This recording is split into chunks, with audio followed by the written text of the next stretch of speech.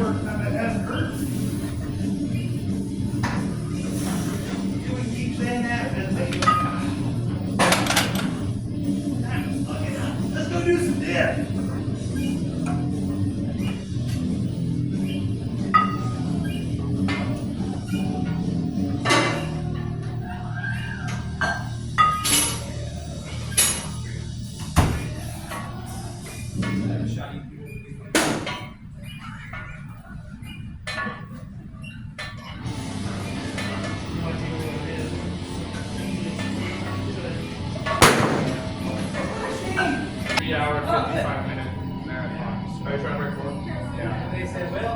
What's that pace like? Yeah, it's I think it's like 9. Seen this. What? Do you have gels or anything? I have one gel that only gave me.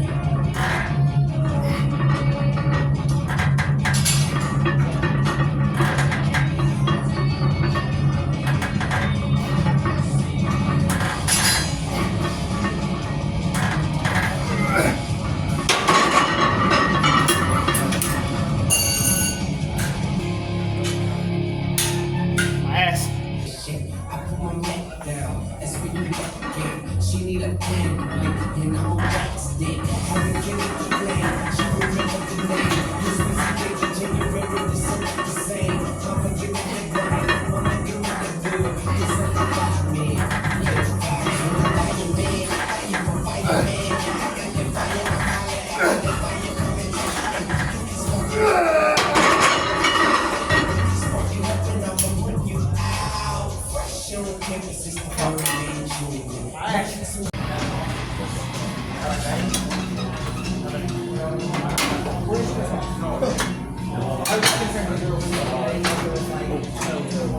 pay me like 500. 500?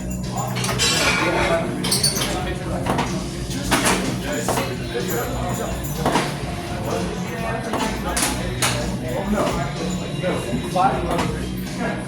I get 150. I'm not with that. No, 2,000. That one's no.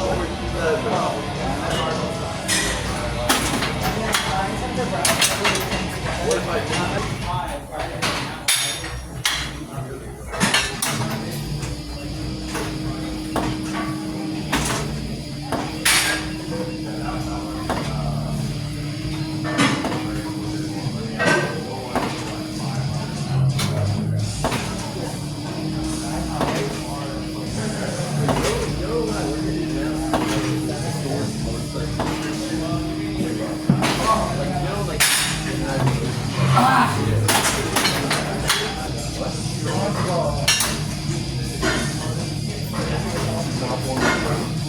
My shoulder.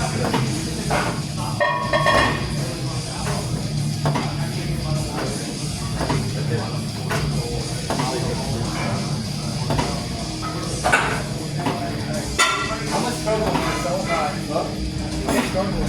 I'm gonna go for one where I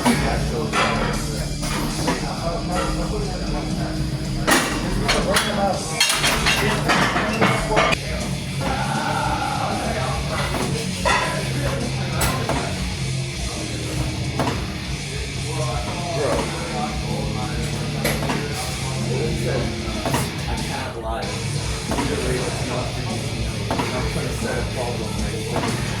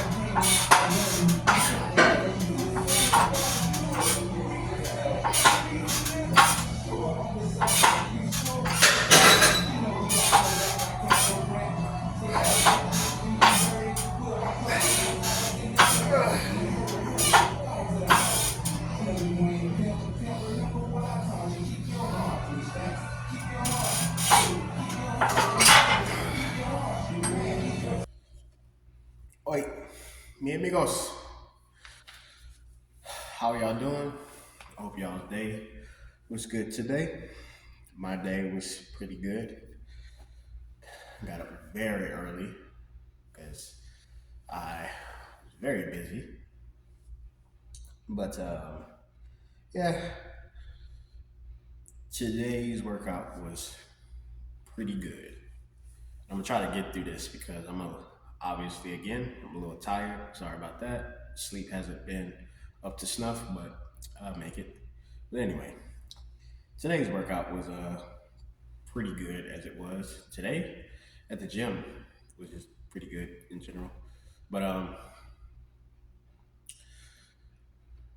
want to get into the whole shoulders thing. I noticed that I've been using my shoulders a lot this week and my arms in general, and I'm not really too keen on using my shoulders too much within the week because I don't want to put too much pressure. Even though I kind of make them as strong as I possibly can and build like those steel tendons, I still don't want to use them as much, but I did. But today I just did more upper body recovery with the Lou raises too. The Lou raises, if you don't know, the named after the famous Lou Xiaojun Olympic weightlifter. I'm pretty sure not a lot of y'all know who that is. And I like using those for recovery and aesthetic purposes also. And obviously, as you see, it's more of a rotational thing. So when I rotate up, I don't just go like right, I guess you could say parallel to the head, but I go like right behind it. I want to increase the mobility. They're very good for mobility. So I use those for shoulder recovery, and I did 25s on those on the first one for a set of 12. I remember at one point I thought I'd never get 25 on that because that shit is hard. It's not easy to do. Uh, Even with like a 15 or 20 pounds when like you first start, it's not as easy. But yeah, I did the 25 for 12 for 2 sets, and then I was like, I might as well try to PR on them, just throw that on there. So I went for 35s, and when I hit the 35, I was like, wow, that's kind of good. If my shoulders wasn't as tired from the 25s, I could have hit those for a little bit more. But I just stayed with a set of 6 for the first one and a set of 3 because after that set of 3, I was like, I'm kind of bored. I don't want to do it no more. So I kind of got tired and I got bored, so I just let those go. For this day, for some odd reason, when I was writing this down like a week ago or something, I oddly enough did not write down any sets of reps for this entire day. I don't know why. I just put everything down, so I just kind of made stuff up as I went, trying to see how I felt. And so then I went on to lateral raises, and I just did I think I did 2 sets of the 20. Yeah, I did 1 set of 20 actually. Sorry about that. I did the 1 set when I went for the side ones, and then I did 1 set of, sorry, somebody's calling me. Then I went for 1 set of the Scott's press. If you don't know what Scott's press is, it's just like, it's not like a regular shoulder press where I go up and I use a lot of tricep recruitment. It's more of just for the back portion, the rear delts. It's more of a bodybuilding movement, as you could say, but some people use it for mobility purposes. It's like the Lou raises in a way. It's kind of like the Lou raises. It's just the arm length is different. But yeah, I did those, and then I just headed over and did the chin ups, which you'll probably be wondering, like, those aren't chin ups. You didn't even do full range of motion. I know. That was the whole point. Those are partial chin ups for my tendons. And I don't do those as often, but I like doing them. And so I got this from a YouTuber, or a YouTuber. He's a Russian guy named Artem Shirokov. You should check him out. One of the most intelligent people I've ever read up on. It's amazing. But yeah, I got it from him. And instead of going for a full range to work the bicep, I just want to work the tendon. And so instead of just grabbing with a regular neutral grip, which I was using, I instead of doing that, I turn my wrist in. I try to turn my wrist in. I think that's a pronation. I'm gonna just say pronation. Pronate my grip as much as I can in order to tighten my forearm, which links to the bicep. And so I did partial reps so I could keep the blood pumping and keep the tension going as much as I could. And that's what I was doing with those. I just did those for recovery, obviously. And then I went with the one arms. I didn't have those planned. I was just like, might as well just add them in. So I just used the lightest band that I could find and just did the one arm because I kind of want to keep it balanced. I forgot to record one, so I did actually 3 sets of the one arm pulls instead of just the 2. I just forgot, my goofy ass forgot to record it. But yeah, those were good and everything. Then I went to that lateral machine that I did when I was stretching, the one where I just moved back and forth to kind of warm myself up, because then I wanted to hit the lower body afterwards. And so after I did that, obviously I went to the Jefferson squat. I've never done those a day in my life, to be honest. I've never done those. I was just watching Kai Green the other day, and he said he got amazing leg development from those. And as you can see, he does have amazing legs. So I was like, I might as well give it a shot. It looks interesting. So I gave it a shot today. I just put 185 on there, and those things are very humbling. Those things are very humbling. It might not look like it, but they are. And he said you don't need a lot of weight, and he was right. You don't need a lot of weight for that.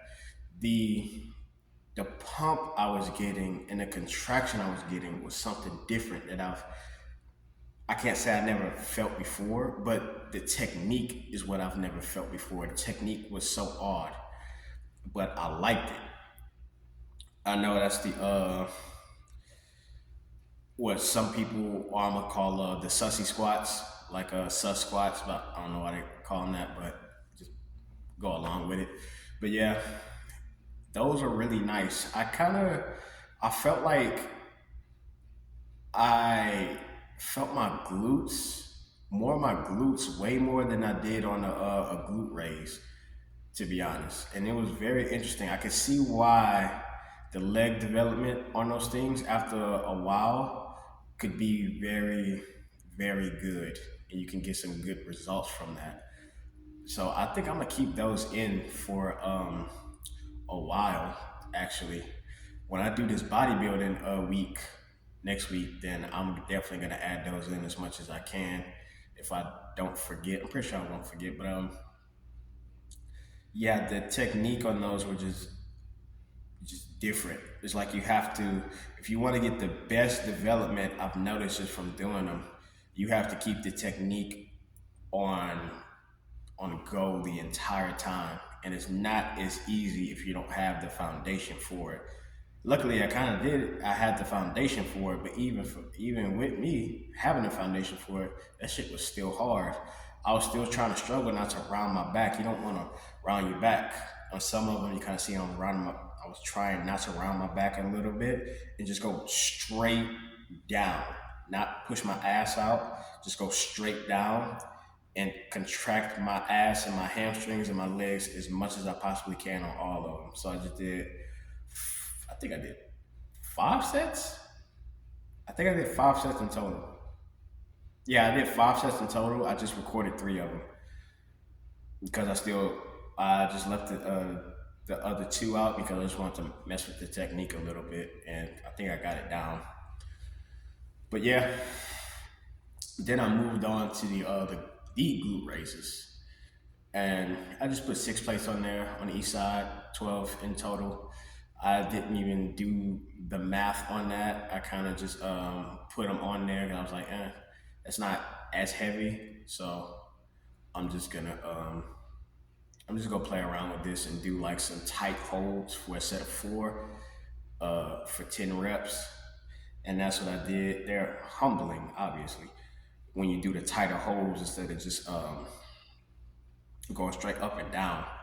I like that isometric contraction. That will carry over to my squats. I noticed like when I was squat, thinking back, it was like, I do have good glute activation when I squat, but it can always be better. I put so much emphasis on the most dominant part, which is the quad. I forget to put so much more emphasis on the glutes. And I know like you might be wondering, you've been doing wide stance. You did wide stance yesterday for a lot of things, and you did a lot of, and that requires a lot of glute and abductor activation and inner thigh activation. I was like, yeah, it does. But the thing is too, if you want to get good at squats, deadlifts, sumo deadlifts, or whatever like that, it is it would be very nice to recruit as much glute recruitment as you could. So I'm trying to get more used to that wider base because it's just nice to work your hips. Having strong hips is very much needed for a lot of things you do. And I don't understand why a lot more guys don't work their hips as much, because I know it's just like there's general things in the gym. We're more upper body. Guys are more upper body dominant, and they want to focus on the quad, the hamstrings, and everything. And sometimes you got Hank Hill syndrome. You ain't got no ass. I mean, if you gonna lift some heavy weight, you need some heavy ass. Not just the females. You just need some ass. I ain't checking you out. I'm just trying to help. So I love to work my hips. I just like to have strong hips. Females love strong hips too. That's just another thing. But yeah, having strong hips just carried over into a lot of your lifting technique, and knowing how to use your hips and stay mobile and keep those hips active within a full range of motion on the squat or everything can really help you a lot in your future. And it could probably prevent ED. I don't know. But yeah, stuff like that. So work your hips, man. Work your hips. Work your inner thighs. Work your abductors, adductors. Work those, and you'll see some very good gains, not only in aesthetic, but in strength as well. So yeah, the glutes on the glute raises were on fire. As you can see, I kept saying my ass afterwards. My ass was hurting. Pause. But yeah, you ain't gonna catch me on that. Then I moved over to the adductor. It's a fucking tongue twister when you're trying to say both of them, because the B and the D, it messes it up. But yeah, I moved over to the tantarans. I'm gonna just call them the tantarans. So I moved over to the tantarans, and I haven't done those for a little bit, to be honest, but I just like doing those to prevent knee valgus. Knee valgus, if you don't know, is when you're squatting or doing anything and your knees start to cave in like this. I don't want that. I mean, I heard some people say, like, you see Olympic lifters and some people say like it's not that bad and everything. I'm just like, yeah, I mean, if it works for them, I guess it's all right, but I don't want that. I don't. I like my lifts to look as beautifully and aesthetically pleasing as I possibly can have them. Not a more animalistic type of lift. Not shitting on anybody who does have an animalistic type of looking lift, but it's just not my thing. My thing is aesthetic. My thing is beauty. I want mine to look good while doing it heavy as well, because it's nice. It's nice. I like to look nice. So I know I just went deep into that, but yeah, I did those, and I did 140 pounds for a set of 12. I know you see me after a while just kind of forcing my legs to close. I was just barely touching them and everything to make sure that my mind can connect with that and not I'm trying to trick my mind. That's another thing too. It's just you could trick your mind like that. Like when you're spotting somebody, you could trick them into believing that you're helping them, which makes them push more. I know it sounds funny, but I'm gonna try to explain the best I can. When I spot people, I kind of experiment on them. I know that's some Dr. Doofenshmirtz mad scientist type of shit right there, but it's just like, I'm not hurting nobody. I just want to see. And when somebody's struggling with the lift, or they looking like they're struggling with the lift, I just put my hands on, like say for a bench press example, I put my hands under the bar a little bit, but I'm not pushing at all. I'm not pushing. I just have it there to create the illusion that I am pushing, which makes that person want to push more to try to get that weight off of them. Therefore, they complete that rep themselves and I did nothing. Due to me using, like, I guess you could say reverse psychology on their minds and how they lift. And that's a cool little trick if you're a personal trainer or something, or if you're a strength and conditioning coach, to use for your athlete or your client or whatever. You want to trick their minds into making them believe that they can and did lift that weight that you had some input into that, but you really didn't. That's why I tell them afterwards that people be surprised. It's just little things like that can help somebody. Things like that can help somebody. So therefore, in my case, I put my hands here, even though I know for some reason, you're probably thinking like, but that's you, you're in your body, you already know. I'm just like, yeah, I do. But at the same time, my mind knows that, my body doesn't know that. And that makes a lot of sense if you can understand that. Your body doesn't know weight. I mean, your body doesn't know how much weight is on the ground, how much you're lifting up. Your body doesn't know that. Your body doesn't care. Your body cares about the fight or flight. Your body cares about pushing the weight. Your body cares about expelling as much neural drive output into that weight so you can complete that, so you don't die, so you don't get crushed or anything. That's what your body cares about. I, in my head, care about the weight because I know the weight. So having my hands right here, kind of slowly pushing in or feeling like I'm pushing in when I'm really not, tricks my body into pushing that more. So I completed some more reps. I know at the end, on like the third or fourth set, I was pushing a little bit harder because I needed that extra little push. But just remember, your body doesn't know how much weight is on there. It just knows weight. It feels the weight. It knows when something's heavy. It knows when something's light. You have two entities inside of you, and you have to realize that. And you have to utilize how to trick each one into a belief system. You have to study yourself, and that's what I mean. If you don't study yourself, a lot of times you won't get as good as you want to get. You can have a coach or whatever, you could have the best coach, but that coach will never feel what you feel. They only know what they know, and they can study what they can study from you, but they will never truly feel what you feel. That's why you have to understand. That's why a lot of elite people understand themselves with in conjunction with their coach, because that's how you get better. Is you study yourself, you study your faults, you study your bad habits. And that's what I was going over with one of my really, really good friends today. His name is Mark, and I was going over that with him. I'm just like, he wanted to do a 600-pound deadlift. And Mark, I'm not shitting on you at all. I'm not at all. I'm just throwing outputs on there. I'm just going over what we were talking about. I love you, man.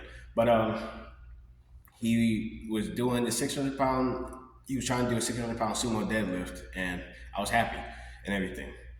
But he didn't complete the rep, and he went it for it again, and he still didn't complete it. There's other traits too, like outside things, like family, yada, yada, yada, all that other stuff. Y'all know how that is. But he was I think, I couldn't tell you exactly what he was telling me. But, I got a bad memory sometimes. But he was saying like, I don't feel like I want to make excuses. And I stopped him right there. I was like, no, that's not an excuse. If you feel like something's wrong with you, it's not an excuse. You don't have to feel as though if something's wrong with you, or something's wrong with your technique or the power output or whatever, it's an excuse. It's not an excuse. It's a realization. And you have to understand that realization for you to get better. So I told him, I told him exactly what I just said. It's like, you can't think of it as that. And then he told me what it was. And then we talked about it and everything. And then we went over it. And then some things came to fruition in his head. And we didn't go for the rep again. He took time back and he's going to try it again. And I want to be there too. But it's things like that. You have to tap into your mind, and you have to allow yourself to fail, and you have to realize failure in itself in order to produce the best product, which is you. And that's the best way you will get better. You have to get better. I want you to get better. Whoever you may be, whoever I'm talking to right now, I want you to get better. I know I'm kind of moving my hands like a supervillain and some shit, but that's key. Is to study yourself and allow yourself to fail, but not only allow yourself to fail, but allow yourself to realize why you fail. Don't think of it as an excuse. We all have faults. We all have faults. But for you to accept the humility and to have self-realization within that fault will make you a better, not only weightlifter, but a better person in general. It will. And that's key. It's very much key. And so, yeah, that was things like that. And I noticed but anyway, I'm gonna get back to that. I know I just went off topic, but after I hit the adductors and everything, I went to the I think I did calves. Yeah, I did calves after that, and I just did actually I did 2 calf things, but I didn't record it because I didn't feel like moving the camera back and forth. It was just the tib raises where I just go up like this, but I just put 2 25s on a little machine and I just held it for isometric hold just to get the tendon strong and everything. That's all I did for that. But the donkey calf raise, I put the whole block on there, and then I just started with I think I started with 635 pounds or 625, either one of those. And then I was just hitting them for a nice set of, I did 5 sets, 3 sets of 15. And in those 3 sets, I did progressive overload. So I added 10 pounds each time. So 635, 645, then I went to 655. I'm pretty sure. And then I just did the nice contraction of the 15 was on there. It's not heavy. It's not heavy weight. I mean, your calves can handle a lot of fucking weight. You walk on them a lot. They're meant to be endurance extremities. So yeah. But I added another 45 using that Sam Sulek method of putting grabbing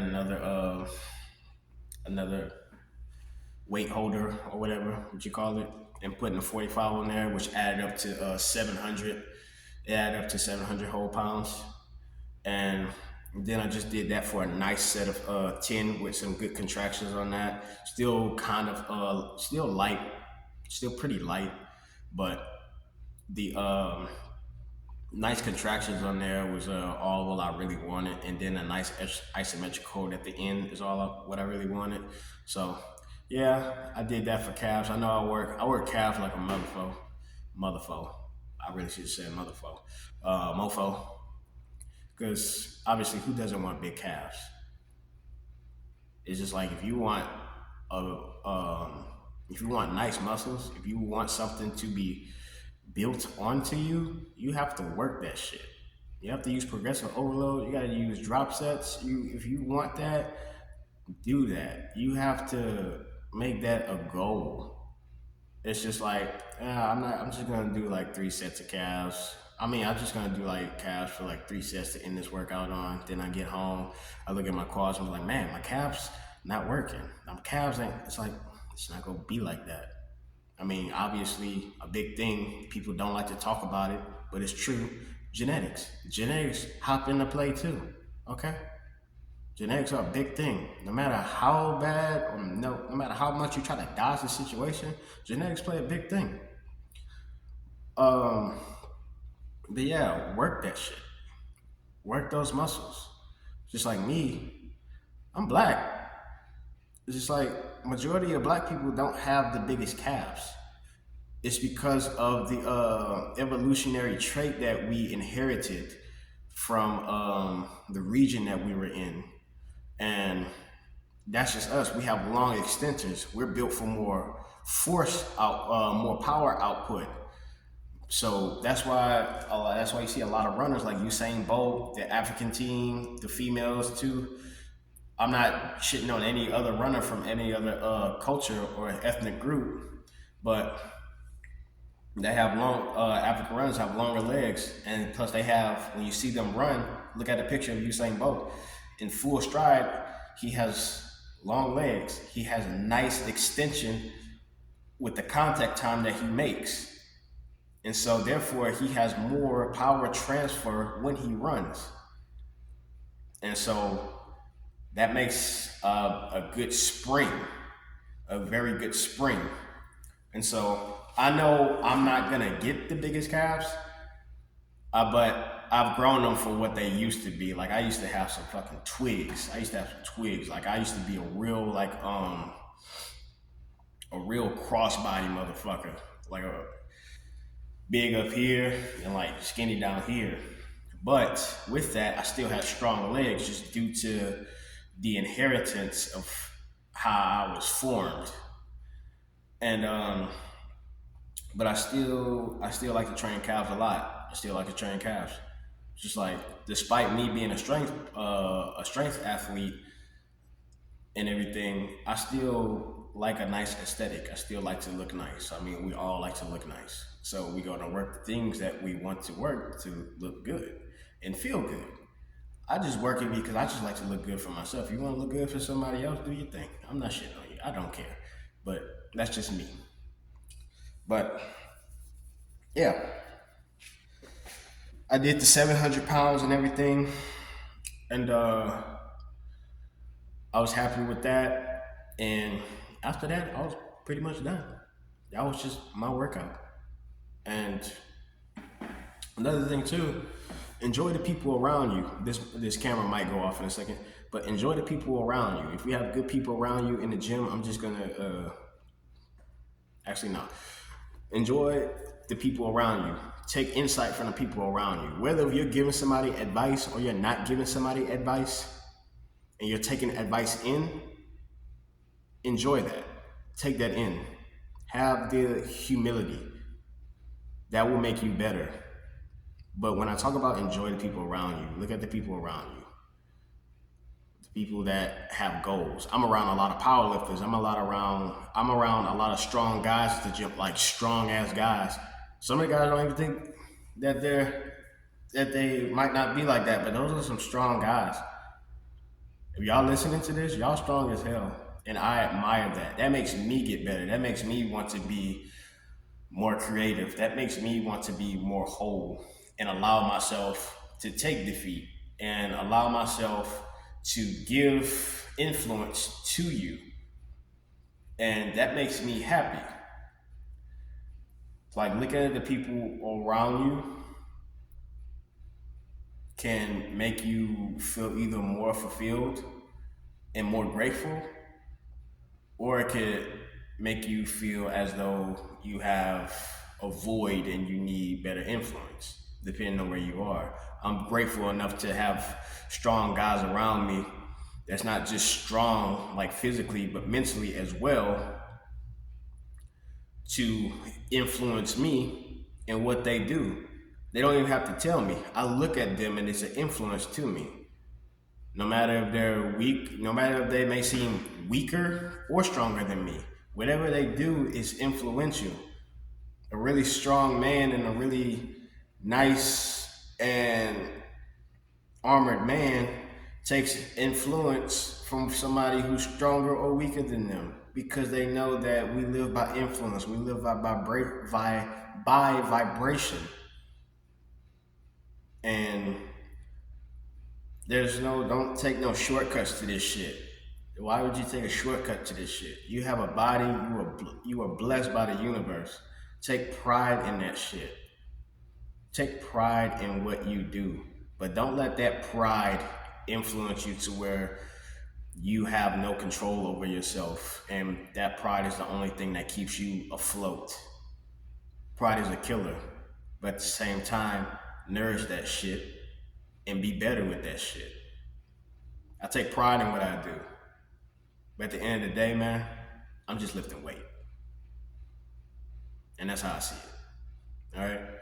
So if somebody comes up to me and say like, oh, you weak, you doing all this, nobody never had, if they criticize me, I'm just like, okay, I don't give a damn, nigga.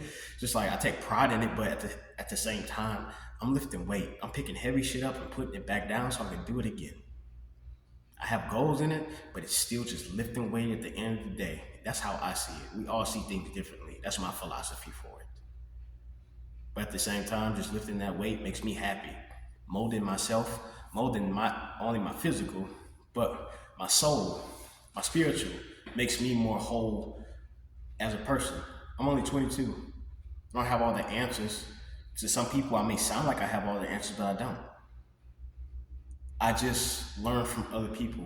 I take in from other people. From a young age, I've always done that. And it's always made me a better person. We all have faults, like very bad faults. I have. I'm human just as you. But at the end of the day, a strong man, woman, child, whatever you may be, learn from those around you. Be grateful if you can be grateful, and notice the gratefulness of those around you. If they're not the ones for you, then they're not the ones for you. Don't get caught up in that. It's not it. But take pride in lifting weights. Do it for you. Don't do it because you're seeing C-Bomb. Don't do it because you're seeing Sam Sulek and people talk about the clout or whatever, how their bodies look. It's like, yeah, those are inspirations. Those are the type of things are inspirations. But sometimes mofos get too caught up in that inspiration and it turns into something else. It starts to turn into envy, starts to turn into jealousy. And it can. They got a lot of jealous and envious motherfuckers up there, and that turns into insecurity. And that's not it for you. Don't get so caught up in that social media type of life.